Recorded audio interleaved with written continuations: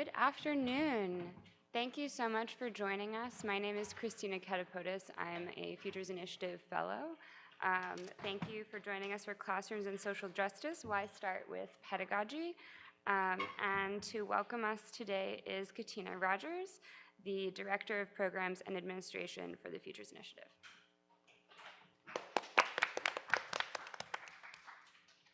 Hi everyone, thanks Christina. Can you all hear me okay? It sounded like the acoustics in this room are always a little tricky. We'll make sure that we use the mics. There's also a very bright light from the live stream. Wow, interesting. Anyway, I'm Katina Rogers. I'm the Director of Programs and Administration for the Futures Initiative. I'm really excited to welcome you all to our first event in the University Worth Fighting For series. This is an event series we've been running for the last 4 years now that connects issues in higher education with issues in social justice. Some of the things that some of the events we'll be hosting this year include topics on the connection between health and other social factors that impact student success, languages and cultures in the classroom. We have one coming up on hip-hop pedagogy, one on access and inclusion, and another on race studies across the curriculum. So we hope you'll join us. We have flyers at the back that have the dates for all of those events. Each of these are organized by our team of graduate fellows. Christina is one, Siqi Tu is another, who also co-organized today's event. And some are also co-facilitated by both faculty and graduate students who are participating in the series of team taught courses that the Futures Initiative offers each year. I just want to mention a couple of other events that are coming up to get them on your radar. One is happening this Monday, September 17th. This is a writing retreat that the Futures Initiative is offering in conjunction with the Office for Career Planning and Professional Development. It's totally unstructured from 1 to 4 p.m. in room 3317. Any project you might be working on, whether it's your dissertation or conference proposal or job materials, sometimes it's just nice to have a space where you know other people are writing as well. So feel free to come, drop by at any point in that window. We'll have coffee, and the Career Planning Office will also have one-on-one consultations available if you want some feedback on something. I also want to mention October 18th and 19th, there's a conference being organized by the CUNY Humanities Alliance. The conference is called Community College and the Future of the Humanities. It's a 2-day conference. The first day is here at the Grad Center. The second day is at LaGuardia Community College. This is kind of an incredible conference that brings together a really wide range of participants from community college students, graduate students, faculty members both at the community college and at four-year institutions and graduate institutions, as well as administrators. All the sessions will be really participatory. Oh, sorry, thank you. Thanks, Adashima. And the keynotes will be by Lourdes Fallons and Saeed Jones, so we hope you'll come. The registration deadline is September 18th, so sign up as soon as you can. I also want to mention an upcoming conference that's being organized by Haystakes, oh God, I just forgot the acronym. Humanities, Arts, Science, and Technology Alliance and Collaboratory. Thank you, Cathy. H-A-S-T-A-C. The conference theme is Decolonizing Technologies, Reprogramming Education. It's going to be an incredible conference hosted at the University of British Columbia in Vancouver. And we hope that you'll submit a proposal by October 15th. There's also tons of workshops and events being organized by the Teaching and Learning Center, the Office of Career Planning, Digital Initiatives, the Library, the Quantitative Research Center. We have a flyer with everything at the back, so please grab one of those on your way out. And with that, I would like to welcome Siqi Tu, who's going to lead off today's event. Thanks, Siqi. Thank you so much, Katina. I also just want to point out that we have a Google Doc that's public. You can go to bit.ly / it's all the way up at the top, /F, Social Justice Agenda. Couldn't resist. Please add your notes, add your questions along the way. We'll all be taking notes alongside each other while we take time today. Thank you so much, Siqi. Hi everyone, I'm Siqi. It's my great honor to introduce our wonderful panelists today. I won't read their full bio. You can read them on our Futures Initiative blog sites, but I will highlight some of the important facts about our panelists. So first we have Cathy Davidson, who's the founding director of Futures Initiative and a distinguished professor in the PhD program in English at Grad Center. She's also the co-director of the CUNY Humanities Alliances, which dedicate to preparing graduate students for career teaching in community college, and co-PI of the Teagle Foundation supported CUNY-wide undergrad peer leadership and mentoring program. And she is also the co-founder of Haystakes. Her most recent book is The New Education, How to Revolutionize the University to Prepare Students to a Forward Influx. And Racquel Gates is an assistant professor at the College of Staten Island, CUNY. Her research focuses on Blackness and popular culture with special attention to discourses of taste and quality. She has numerous writing and essays published on film and media. Her most recent book is Double Negative, The Black Image and Popular Culture, which just came out in August this year by Duke University Press. And in spring 2019, she will be also co-teaching a course with Cathy, which is an FI course. It's called Mediating Race, Technology, Performance, Politics, and Aesthetics in Popular Culture. And Christina here, who is a Futures Initiative Fellow, a doctor candidate in English, and a New Media Lab Fellow at the CUNY Grad Center. And her research, you can learn more about both her research and teaching on her wonderful blog. And you can find the link on our blog post. And she also has a podcast called The Walden Soundscape, which kind of capture part of the digital part of her dissertation. And I'm Siqi Tu. I'm the Futures Initiative Fellow and a doctoral candidate in the Sociology Department of the Grad Center. And my work is in the intersection of urban sociology, immigration, and social stratification. And you can learn more about both of my teaching, academic, and my research interests on my personal website as well. I currently teach at Brooklyn College and was a WAC Fellow at Kingsborough Community College. All right, I'll wrap up there so we can save more time for the panelists. Thank you so much, Siqi. So first up will be Cathy, and then Siqi and I will both talk briefly about a couple things we're doing this semester, and then Racquel Gates. And so we have our wonderful timekeepers. Thank you so much, Adashima and Suyang. If you are familiar with Danica Savanik, she was a former Futures Initiative Fellow, and she wrote a wonderful post about timekeeping as a feminist issue. So they'll be our wonderful timekeepers. And Cathy will start us off with the first of two exercises we're going to do today. We're going to do a think, pair, share, and an exit ticket. And we'll also give you a handout that you can take home with you with more exercises that you can do along the way. So if anyone doesn't already have a note card, please raise your hands and I'll help do card that. And pencil. Note or card and something pencil. to write with. And Cathy, you're up next. Can you put some Samuel Delaney up there? Yeah.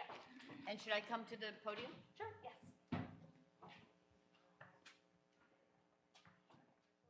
Hi, everyone. Thanks for coming. The fact that you're in this room is already cool and already shows that you're interested in pedagogy. If anyone belongs to PMLA, in this issue of PMLA, there's a bunch of responses to my book, The New Education, and then I just thank people for responding and kind of ignore it and move on, and have an essay that asks a lot of questions that departments and programs can ask about how to change themselves. So I also blogged it today, a draft of that on Haystakes, where it's free and you can download it for free. Basically, whenever I go to departments, people say, how can we change? And I say, how do you want to change? Are you doing what you say you're doing? I did a little morning-long survey of about 40 departments of English, because PMLA is of languages. And the first page, the mission statement sounds very grand, and then you look at the curriculum, and it looks pretty much like the curriculum when I went to school as an undergraduate. So basically, these are questions that help guide programs and departments into asking, are we really doing what we're saying we're doing, and how can we get there? So I just wanted to mention that. We'll be doing an interactive exercise that you can do in any classroom, but we'll actually be doing it here, not just talking about it. But I want to begin with this phenomenal quote by Samuel Delany. Does everyone know who Samuel Delany is? A major, famous science fiction writer. He's won every award you can, and many people say he's the most well-educated autodidact in America. I don't know if that's true or not, but he's got an incredible library, and he's famous for being so well-read. He did not go to college. He's gay, African-American, was a straight A+ student at Bronx School of Science, and couldn't get to the village fast enough at age 18, published a best-selling novel at age 20, and never went to college. When he was in his 40s, he was invited to teach his first college class, and he had this fantasy of college being this insanely engaged place where everybody had ideas to share and couldn't wait to share them. He ran into his first class, he asked a class, and 3 students raised their hand. Now, most of us in academe feel like if we have a class of 30 and 3 students shoot up their hand, we're successful, right? He thought it was the biggest tragedy he'd ever encountered. There's a beautiful video about him where he actually weeps when he talks about the experience of being in a classroom where 27 people felt they did not have the right to talk in a classroom. And this is a wonderful quote from him. Don't you realize that every time you don't answer a question, you're learning something? You're learning how to make do with what you got, and you're learning how not to ask for a raise. You're learning, I don't have my glasses, you're learning, I'm gonna do this. You're learning how to take it. That's not good. So from now on, whenever I ask a question, everybody's got to put their hand up. I don't care whether you know the answer or not, you have to put your hand up. I am going to call on you, and if you don't know the answer, I want you to say nice and clear, I don't know the answer to that, Professor Delany, but I would like to hear from what that person has to say, and we'll pass it on. I don't care whether you know or not, you need to teach people they are important enough to say what they have to say. I can't pull off this exercise, but I've seen it done many times now in huge lecture halls, oh, thank you, where people will literally, Delany asks a question, everybody raises their hand. Now, what we know from cognitive neuroscience, that already says, I am here, right? And he literally doesn't care how somebody answers. What he wants is for people to realize they're here. Now, how many people in this room are teaching, or will be teaching, or have been teaching? Pretty much everyone. What we know is if a student feels like their presence matters and registers, they read more deeply, they're more engaged, they're more likely to succeed. So that action in itself has a benefit. Now, I know some people who say that puts a burden on people who have cognitive issues and don't want to participate in class. So one of our fellows in the Humanities Alliance comes up with a system of little red dots. If you just don't feel like talking one day, you put on the little red dot. But if you were in Delany's classroom, even with your little red dot on that says, don't talk to me, you're still raising your hand and saying, I am here, because you're still paying attention, you're still involved, even if you're not in the classroom. We have lots of work from social scientists of education on engagement in the classroom. We like to pretend that the discussion section is more egalitarian than the lecture class. All the evidence is that it's not.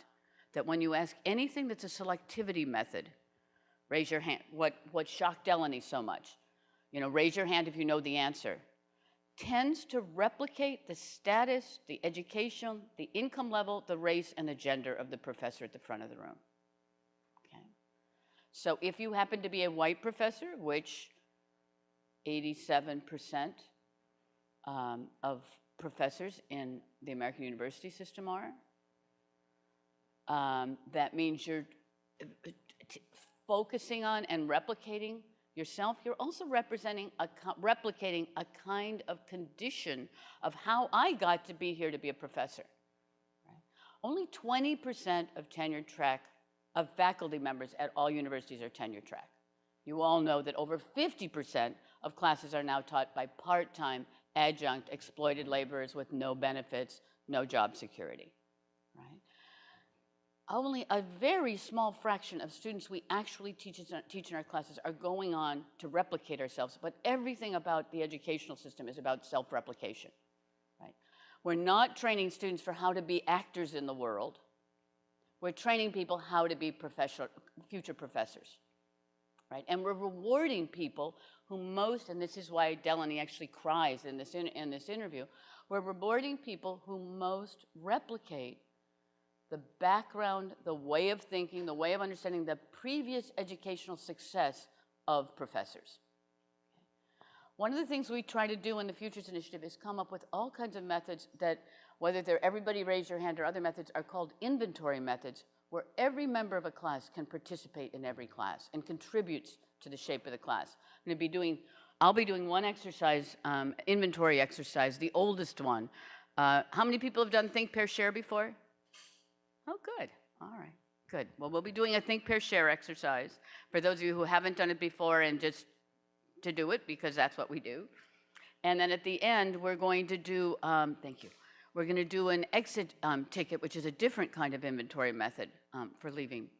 The idea is that if you can learn to have a voice in the relatively safe confines of a classroom, that also helps you to have a voice in the workplace, as Delaney says in this wonderful quote, in society, even in negotiating things with your kids, right? And trying to break through the models of hierarchy that are so pervasive and so institutionalized in our society, and that offer other possibilities of interaction. Some numbers we have from sociologists of education, only 8% of students in a class over the size of 25, but let's just say around the size of 25, ever know the names at the end of the classroom of the other people in the class. The only name they really know is the professor's name. That tells us something. That also means that the other 24 people in a classroom, the person other than the professor or the student, never contributes in a or rarely contributes something substantive and meaningful, and we know that they have things to contribute to the knowledge that's being shared in the class. Another one is that approximately say about between 18 and 20% of people graduate from college saying they have never spoken in a classroom unless they were directly called upon. Okay. Both of those are numbers that that reinforce the idea that this person who's standing up here is the only important person with the only important information in the classroom. So, to practice what we preach, index card, we're going to do a Think, Pair, Share. And the Think, Pair, Share will probably take a little longer than the 2 minutes. But it won't take long. The first part of this exercise, because I like to do this very fast and very low stakes. That's important with the inventory method. There's nothing punitive about it. It's only sharing. It's not hurting. Take 90 seconds. Write on your card your 3 best methods for eliciting participation in a classroom. If you only have one, write one. You're going to be sharing it, so write it down in a way that you can read it, because we're going to do this very, very succinctly, because the number one reason people say they don't do inventory methods is it takes away from class time. You can do this in 3 minutes in a class. So we're going to do the first version, something you do in your classrooms to make sure that everybody participates in the class. 1 to 3 things, 90 seconds. And there's going to be 2 other parts of this, as you know, if you do Think, Pair, Share. I've got it. You're timing it? Thank you.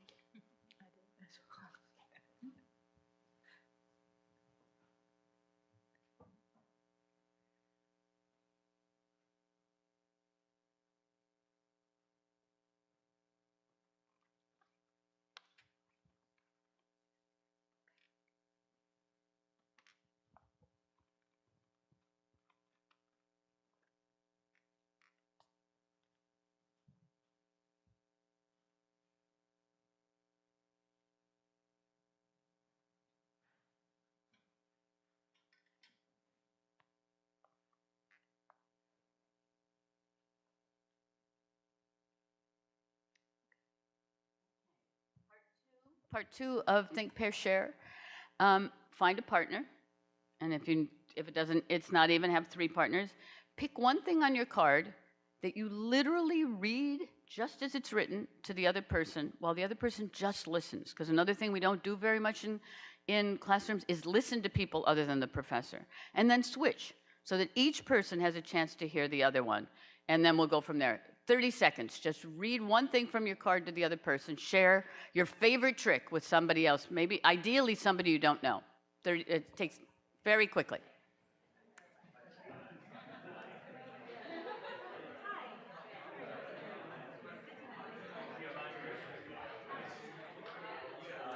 How long did I take for him? 30 seconds. I think we could do 60. It's fine.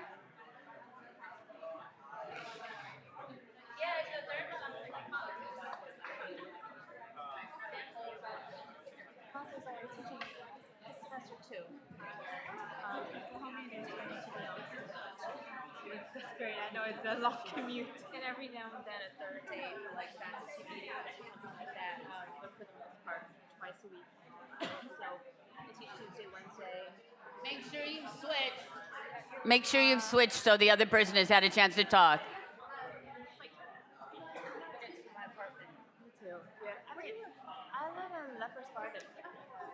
Okay, it's been 1 minute. Okay, that's a minute.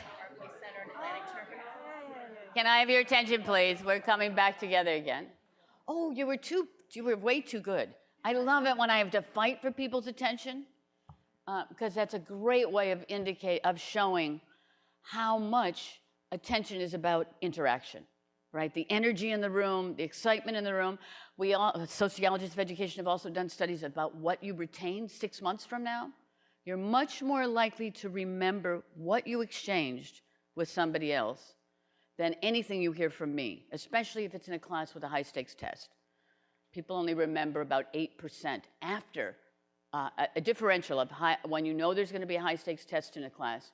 What you remember 6 months later is about 8% more than if you hadn't taken the class. And that's a figure that's been replicated all the way back to the 1880s with the Ebbinghaus attention experiments.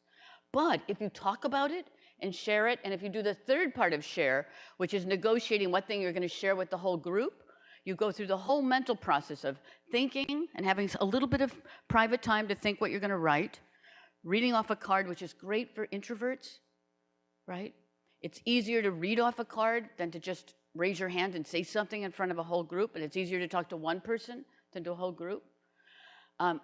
Compromising, collaborating, hearing somebody else and coming up with one thing you're going to decide to share with a group is a fantastic learning method for anything, whether it's algebra or calculus or a writing assignment. And everybody learns something different than you're going to learn from the professor. At the end of today, we're going to do another experiment. I'm going to step down now, an exit ticket, and then we'll also take those cards and so don't sign them, put the content from the cards up on a Google Doc so that other people can learn from it, because that's the third part, is always sharing. Thank you very much, and I'm going to now pass the mic to Siqi and Christina. Thank you so much, Cathy. Okay. Let me go. Nope. Exit. There we are. Okay, so I'm going to talk about why I give my students a blank syllabus.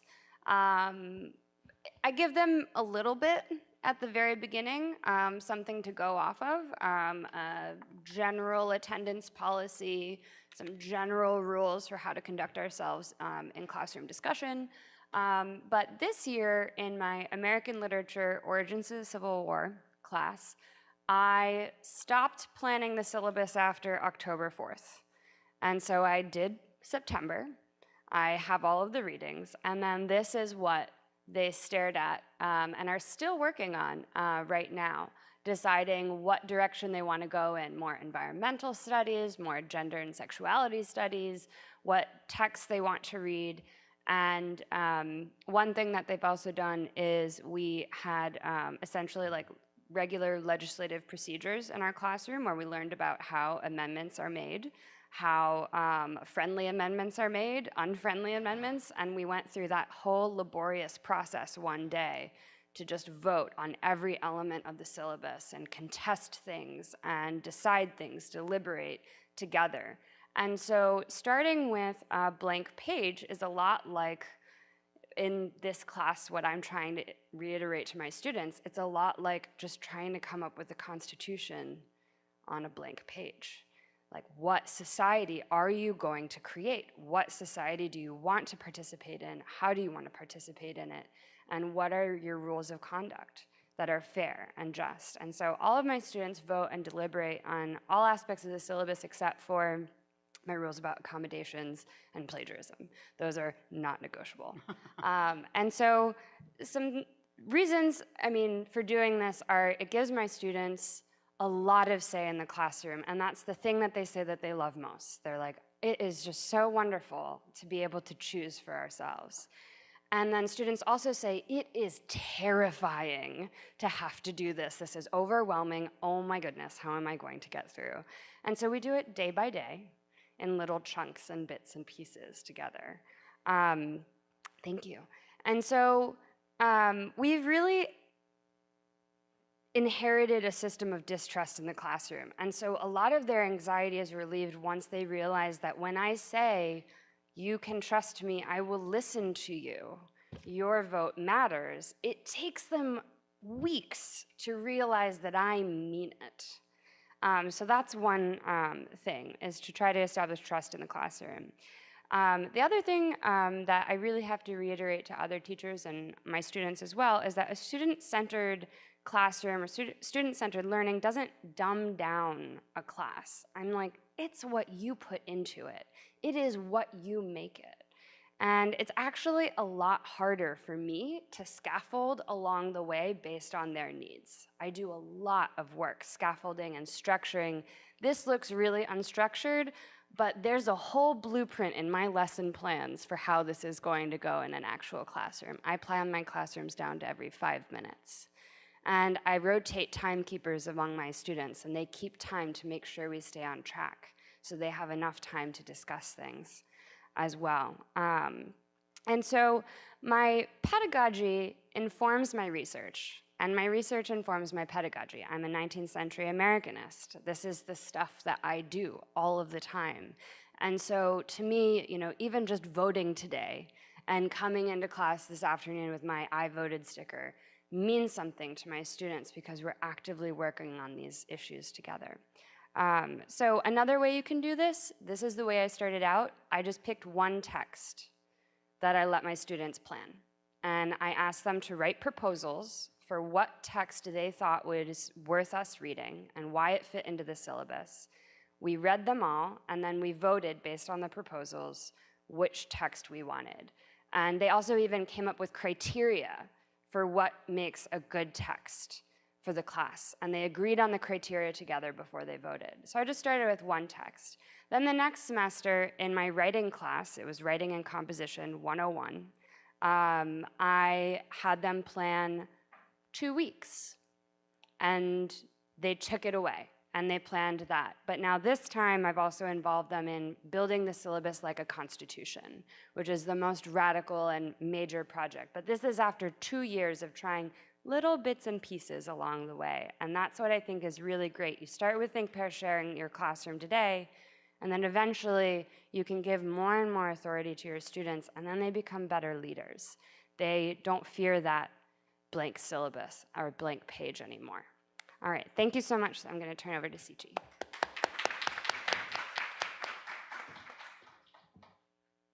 Great. So what I'm going to share with you today is what I did on what I call like collective examination project, right? So first I want to kind of ask all of you, or you can think like silently, what does exam mean? What is the purpose of having a midterm exam or final exam for our students, right?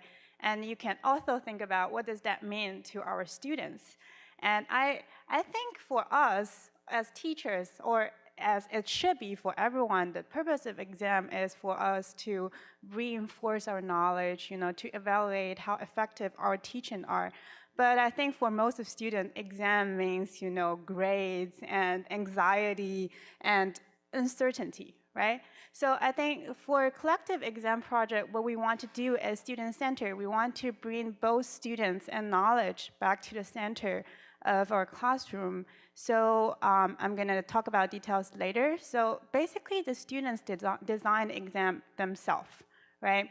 I usually do it as 3 parts. First of all, I dedicated 2 sessions of my class to it. One session is for them to design the exam. The second session is for them to actually take the exam. But they also need to do something before the designing section. Is every student need to individually come up with a question to each reading and craft the answer. So they have their individual responsibility to the whole text. and they bring it to the classroom. I put them into small groups. They discuss with their classmate what they actually want to choose as the exam project. And I randomly assign a section they will be assigned to. So they should feel responsible for the whole text that they're reviewing, right? And I think they also quite important skills within this process is actually to ask the right question, or to ask the most relevant questions to the things they're studying, right? So like, I think most of the time if we give students exam, we give them tests, then they're always passively answering the question, right? They're always trying to figure out what does the professor want. But it's not, learning is not about what the professor wants. It's about what they want to know, right? And I think the other important benefits of this is it also gives me a way to test how effective my teaching is. If what they think is important is different from what I think is important, then there's something wrong within this whole process, right? Basically, the communication wasn't right, or we need to kind of find better pedagogical tools for us to kind of remove the gap. So that is something I really like. And I also think it actually probably makes students put more time into it, because they actually know where it is going, right? Instead of giving up on it or trying to just staring at tests, they know exactly what they need to do. They need to come up with some good questions, right? They need to find an answer to it, and they already know what eventually gonna be on the exam, so they can prepare for it better. That's why I kind of structure it in a way, and I also think it gives them, I will usually give them some examples, so I will tell you it's not what you're confused about this test, right? It's different from the other question we usually do. It is what you find most important, most relevant, so I will give them some verbs like, describe, analyze, compare, define. I will also give them some sample questions I might be asking, so they kind of know where it is going. But still, I was always like expecting, like looking forward to the day that what kind of question they're actually asking. So I kind of am excited to know whether my teaching has been effective and whether they acquire the skills of, asking the questions. That's pretty much what I want to say, and I will turn it to Racquel.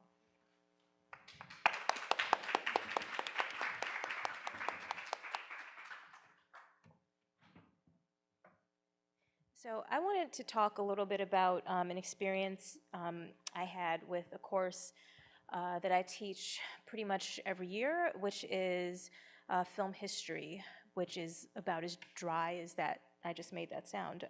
So it was, I think this was my 6th time teaching film history, and at most schools, when you teach film history, you have 2 semesters to cover it, do a silent era and a sound era.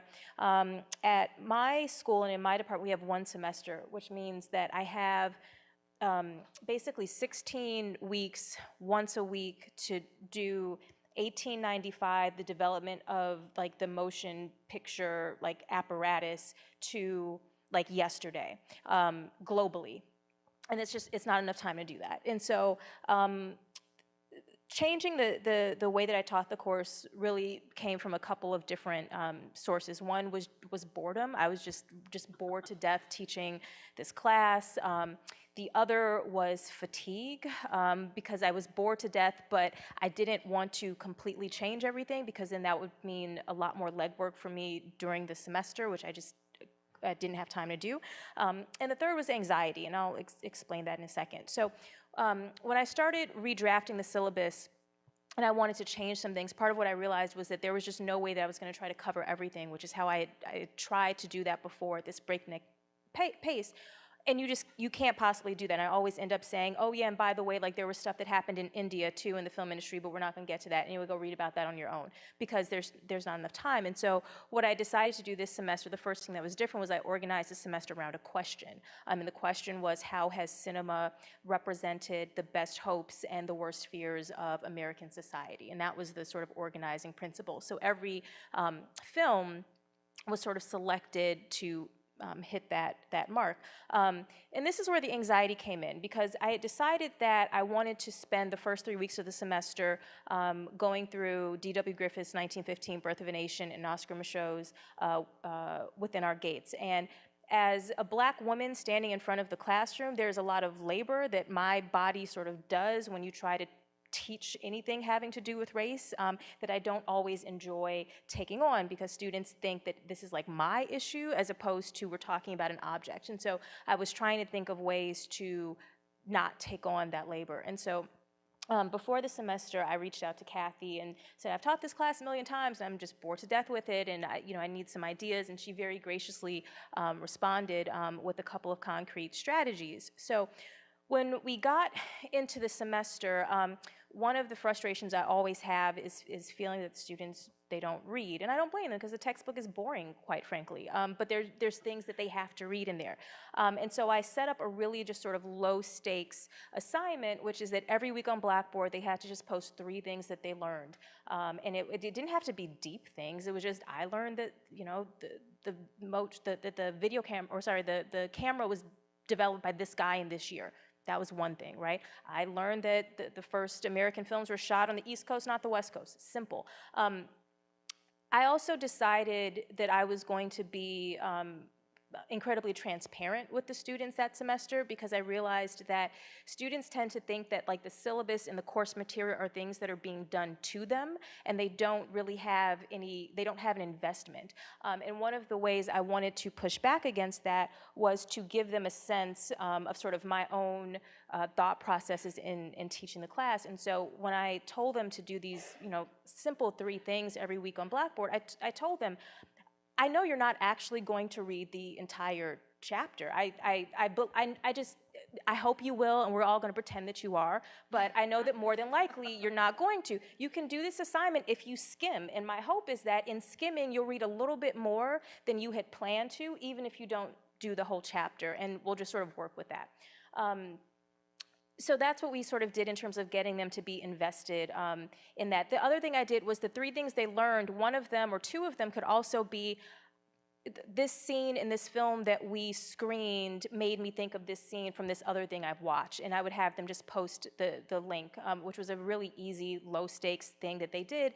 And then I had examples to use in discussion the next week. And then I could sort of pull from that so that it wasn't me just trying to come up with ways to relate all of the material in the class to contemporary examples, which is a thing I always try to do in that class. And then, thank you. And then we sort of got to, and everything was sort of going, really well. And then we got to the midterm, and I just thought, oh, I just don't feel like writing a midterm. I don't want to do it. It just takes forever. And so I came into class that day, and I sort of just sat on the desk, and I said, what do y'all want to do for your midterm? What do you think is the best way to assess what we've learned? And we had a really robust discussion about it. Some of them said multiple choice, and I said, but you realize that then there's no wiggle room, right? That's true. Oh, I think we'd like to do some short answers. And however they decided to do the exam, that's what we did. In the second half of that class, I had them all pull out their laptops and their smartphones, and I had them write the multiple choice section using all of the things that they had learned, so they could just sort of copy and paste. The other thing that I had done, per Cathy's suggestion, is I had done an exit ticket at the end of every class. So end of every class, what's something that you found interesting or you wanted to talk about? It was a question. And I would have manila folders for each of the students. So every week I collected the tickets. And initially it was a way for me to just sort of have discussion questions or to keep attendance, which I can never remember to do. But at the midterm, I handed back all of the manila folders and said, and you can use these to write the short essay questions. And so the midterm and also the final, I did it on Blackboard. All of the questions were theirs. I just sort of cleaned up the language and made sure everything sort of made sense. It was open book, open note. I told them, I fully believe some of you are going to Google the answers, but it was timed. So they didn't have time to actually look up every answer. So I wasn't particularly concerned about cheating in that regard. And that way, they also felt that they were invested in the exam and in the outcome. And any issues they had, as I told them, any issues you have with the midterm and how you did, it's not my fault, not my problem, right? But I also found that doing it that way, when we wrote the exam in class, it served as an exam review for them, because then they could have a conversation about the material.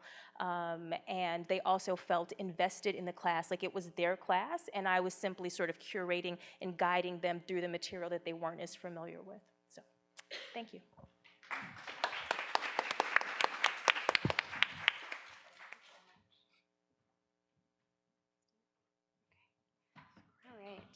Thank you so much. Soo-young is going to lead an activity for us. We're going to practice the exit ticket. And Soo-young, if you want to talk about some of your research, but the question is, why are you interested in this topic? And then we're going to collect them. Hi everyone, I'm Soo-young. I'm a postdoctoral fellow for the Futures Initiative and Humanities Alliance here. And then as part of our research, we are asking questions, what is the bottom-up approach of critical pedagogy? And then, what does it mean being empowered as students and teachers and then administrators and so on? So I give you, if you need more extra,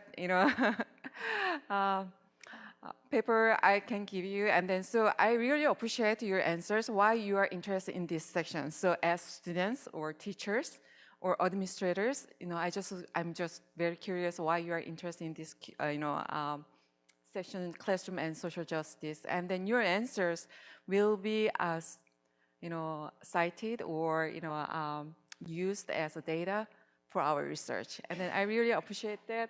And then so please, we'll give you about 4 minutes, and then so whatever, you can share your experiences or opinions and perspectives. I really appreciate that, okay? And then we'll do Q&A afterwards. yes, and then you will have Q&A after this. And then so please don't forget to hand in your answer sheets to us, okay? And anonymous, right?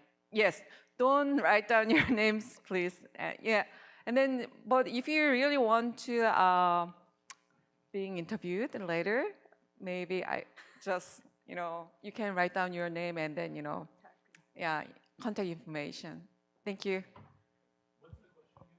So why are you interested in this topic, classroom and social justice? Basically, why did you come today? Yeah, Why did you come today? I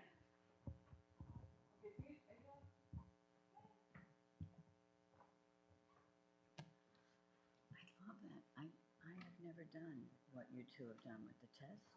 That is very cool. That's a great idea.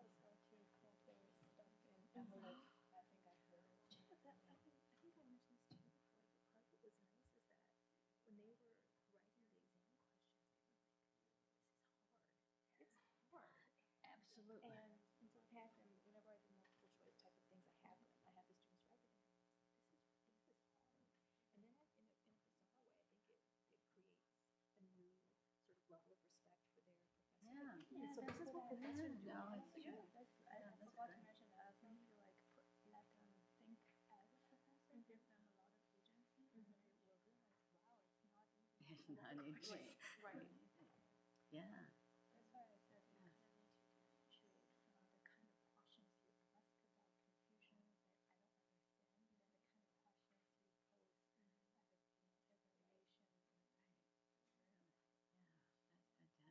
I hope we can do some of these things in our Highstakes semester. Yeah. And it's, I also think that it's tricky with, I find it tricky with undergrads because it's not just a comfort in like the familiar. So Totally. you ask them to design an exam, they're like, what? I know. I know. But I do think that we're grad students who are really invested in sort of the use of teaching, Yeah. the approach to teaching. Yeah. I think it'll be really Yeah. Do you know Jonathan Stern? He's a media theorist who teaches at McGill. In his classes, I have 600 students. And he does this amazing thing for his final, where he says, any student, and he changes, also an artist, and so he changes it. Sometimes he'll say, you can have a piece of paper this big, and he gives this or you can only describe it both sides, and you can put anything on there as your crib sheet for the exam. And he does art installations of their questions. But as he says, the real learning happens by the same with your, like, what 3 things interested you. That's what students, that's where the learning happens. Okay, try to wrap up and pass your cards into the center aisle so Soo-young can pick them up. And then if you need more cards, Great. Questions for us today? Any? One thing is, so we have the live stream going, and it would be really nice to make sure that someone has a microphone when they ask a question. So we have microphones on both sides. Just if you could make sure that they're turned on. that would be great. Thank you so much. And so we'll start Q&A.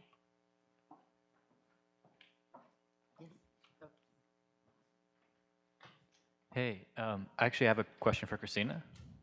So this is, I'll be honest, this is kind of a devil's advocate question. I'm with you on the syllabus thing, but I'm just curious how you would answer. So you let your students design the syllabus, but how do you work? I mean, I'm guessing these are students who are in kind of like upper level college. They've probably been in the institution for a while. How do you work so that they don't replicate maybe some of these other undemocratic practices they may have learned in previous classes when they go to build a syllabus for your class? Mm-hmm. Thank you. Well, one example, actually, this happened last week. I talked about how I tried to decolonize the classroom and to not do that myself. And I explain why we're doing this. And I think, if you just do an activity and you don't tell students why they're doing it, if you don't give them any insight into the scaffolding, they don't see your labor, they don't see your scaffolding, right, automatically. And so if you tell them why you're doing something, I think it really changes the game, because they're allowed then to apply what they're learning to other things because they understand the context. And so one thing that happened was I had a white male student who is a very active participant and sometimes does not always raise his hand at the beginning when he wants to speak. And after we had this discussion, later on in class, he had already spoken twice. He started to speak, and then he said, "I've already said enough today. Someone else should probably speak." Whoa. And just did it all on his own. And the cool thing about this is that he wants to be a future teacher. And so he's already working out in his mind how to apply this to his own future classroom. So, yeah. Others? Everyone suddenly gets shy. Do you want to read some things from your cards? Some of the techniques you came up with in your cards? Or does anyone have a question? Oh, please. Just, if you don't mind. So this is my first semester, I'm a first year PhD student, and I'm going to be teaching next year. And so I just have a general question for everybody about any advice for, my first semester teaching, or, anything in general. Thank you. You've never taught at all before? Never. You probably don't want to jump into the deep end and come in and do what I did my first semester here at the Graduate Center, which is I walked into a class on the future and history of higher education, said, "Hi everyone, goodbye, I'll be back in 45 minutes, design a syllabus." Actually, it was harder than that. I said, "Design a syllabus that's going to change all our lives." And they did an amazing job, but they did that because there was a certain kind of introduction of my coming to the Graduate Center. People knew I was doing that. As an introductory graduate, as a teaching your first class, you probably want to start with some small steps, but why don't the two graduate students maybe? Yeah, sure. So I think if you first started, you can learn more from others, collect a couple of syllabus from your colleague who've taught this exact class before, but don't be confined by it. Kind of, you can design it in your own way, but you kind of can see how they structure. And I think, what's it called? Teaching and Learning Center. Yeah, we have a new Teaching and Learning Center, so I think they probably will also share some teaching tips. And also, but I think what is really important is it's very great that you're here, so you can start to do the student-centered pedagogy from day one, because I think a lot of people do it later, because we were all kind of thrown in the classroom. We don't really know a lot about pedagogical tools, so it's great that you kind of develop these tools at an early stage. You kind of know how to design activities and scaffolding event assignment for students to gradually absorb the information that you're going to be teaching. But be very confident about your own knowledge, because you definitely know a lot. Just you need to find a way to structure it in a way to kind of help students learn better about your content. I do want to underscore the Teaching and Learning Center here. We're very, very lucky, because they're not always wonderful. And this one's really a wonderful group of people who have syllabus planning workshops and all kinds. Luis, you're part of the Teaching and Learning Center. I keep an eye out, get on their reading list, mailing lists. go to their events. They're extremely helpful, and there's people there that will help aren't there like office hours that fellows in the Teaching and Learning Center have that can help you every step of the way and encourage you, and not in a intrusive and top-down kind of way, but really help you realize what you want in the classroom. One thing that, there are two things that I was terrified of when I started teaching. One was, what are my students going to call me? Because I'm not technically a professor, I'm an adjunct. And I just asked my friends who were further along than me, and they had very different answers, and I just had to decide myself. My students call me Christina, and I feel comfortable with that. And part of feeling comfortable in that was accepting that while I'm an authority figure in this classroom, I get to decide who I get to be as a teacher. I don't have to follow what I think a teacher should be necessarily, so much as coming into my own as a teacher and deciding for me what works for me. The other thing is that you don't necessarily have to have all of the answers to everything in the universe. And it's funny because I think students look at you and think, yes, surely this person has all of the answers in all of the universe. And that's just not true, right? And my impulse to answer a question and to try to give the right answer had to be checked. And it's much more interesting when you turn a question around on a student and ask, what do you think? You tell me. And if you don't know, let's look it up. And so one of my favorite things to do is to just ask my students, why don't you go look that up? And we all as a class take out our phones, devices, whatever we have available to us as resources in the room, and then we sift through the material together, and I can teach them good research practices. And it's okay to say, I don't know the answer to that question, but why don't we look that up? Just also sort of practical advice is remember that you know more than they do, which is a thing it's easy to forget when you feel like you have to have everything sort of perfect. You know more than they do. You can just sort of, worst case scenario, you can always riff about something, and then they don't, no, I mean, honestly. No, it's great. It's great. And also, extend some grace to yourself with your syllabus. So there's, I had in teaching film history like the 4th time, not the 6th time. I always teach Taxi Driver, and in the year I was going to teach it, it was like right after the Dylan Roof thing, and I just emotionally, I just thought, I don't want to sit through this film. I refuse to sit, even though I think the film is great and complicated, I can't do it. And I came in that day, and I told them we were switching the film. I didn't tell them why. I just said, yeah, I decided we're watching something else. And you can do that if you can't get access to something, or if you're just emotionally not in a place to be able to do it, or you don't know it that well. They don't know always what's supposed to happen. In my introduction to film syllabus right now, the last 2 weeks say TBD. Now, in my mind, I already know what I would like to show them, but I'm sort of waiting to see how the class goes, to see if I can show them what I would like to. Because I always show Do the Right Thing, which gets very interesting teaching on Staten Island in the wake of Eric Gardner, and I've had really amazing discussions, and I've had discussions that have just gone, that have not been terribly productive. And part of it for me is just I need to sort of see where the class is, and I would sort of recommend making sure to check in with your class in different ways to see if they're keeping up, to see where their head is, so that you're not feeling beholden or a slave to the syllabus that you wrote, weeks before the semester started. So, yeah. What great questions. Thank you. That's really both of these. Someone else? Got a, please. You mind using- Can you hear me? It's for the live Please do, stream. just because. Right, okay. Can you just make sure that the microphone is on? Yes. Okay, great, thank you. Okay. Thank you for sharing all these tips with us today. My question is, do you have any advice for relaying the exigency of the topic to people who maybe don't understand why something applies to them? Is that enough to give you a sense of what I'm asking? What you teach?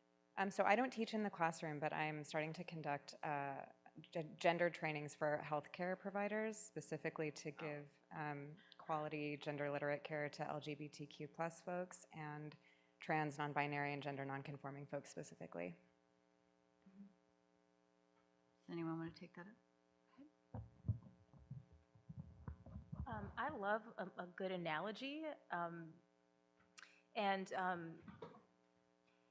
I always, when I'm sort of doing topics that I think the students, they just don't understand why it matters or why it applies to them, I always try to find something that is related, which isn't, not to equate the things, but to sort of as a foothold into whatever the topic is. And so with film history, again, when I showed Oscar Micheaux's Birth of a Nation, and there's a scene of a lynching, and for a number of reasons, also because I don't know how much students in high school are being taught about certain aspects of American history, the students really thought of this as sort of this bizarre, exceptional thing that happened in this movie, and didn't have a great sense of the history around the lynching of African Americans.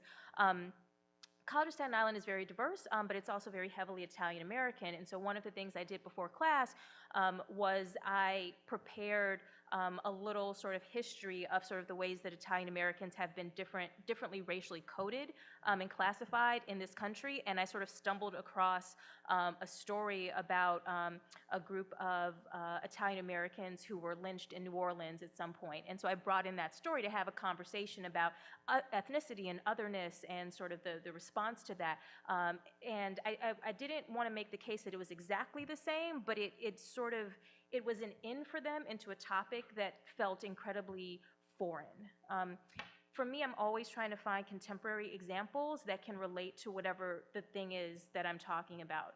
And part of that is specific examples, part of that is my sort of affect and performance as an instructor. So I try to talk, when I'm teaching old stuff like 1934 films, I always try to talk about it as if I'm talking about like the Kardashians. I try to sort of emote a certain amount of excitement and presentness and like, Cary Grant, that suit, oh my God, it's so clean, right? I do that type of thing, which in some ways I think makes the material feel a little less scary in its sort of like distance for them. The one thing I like to do, and I did it today, is base something that's really difficult and controversial on solid research. Numbers never hurt. I mean, people are shocked to find out that an experiment replicated over and over and over since the 1880s shows, and here's one version of it. If I take Psychology 101 and I'm told there's a high-stakes final exam, 6 months later, if I'm given the exact same test, I'm likely to do 8% better than somebody who's taking the exact same test who did not take Psychology 101. That's pretty amazing to think about, and it helps to lower people's blood pressure when you're doing something experimental. If all you really remember 6 months later is 8% more than if you never took the class, what does it say about high-stakes testing, right? That we know this about short-term memory, and we all know this in our everyday lives. But that gives a kind of a number around which you can also talk about all the different ways that we actually know that. We don't know it in the classroom, right? We have to be reminded in the classroom, but in everyday life, we know if something is short-term, I need to know this phone number until I get to the, to my phone to call. I'm not gonna remember that phone number later, right? That's how memory works, but a fact helps.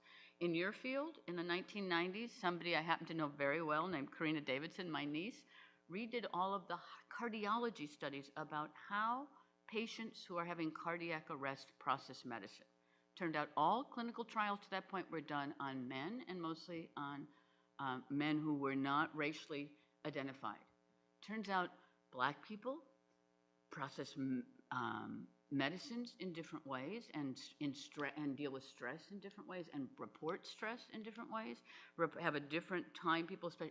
It's economic, it's gender, it's racial, about when people report that they're having an arrest, and cardiac, and how biologically and psychologically and culturally people process information.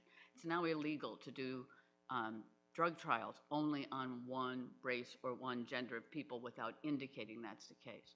But that's a pretty important fact to know. People, hundreds of thousands of people have not died who died because somebody replicated those results in a different way. Literally hundreds of thousands. But who would have guessed that, right? So I do think there's some ways where some basic research and then principles that you apply from that help to just shock people out of their preconceptions. And basically to say what I'm doing is important, not unimportant, you're shocking somebody out of a stereotype. You're shocking them out of a preconception that this isn't really important to me. Yeah, you could die. That's important. It's important to listen. Thank you. We're all out of time, but there's coffee in the back. Everyone received a handout with some activities that you can use in your classroom today or next year when you start teaching. Thank you all so much for a wonderful discussion. Thank you. Thank you.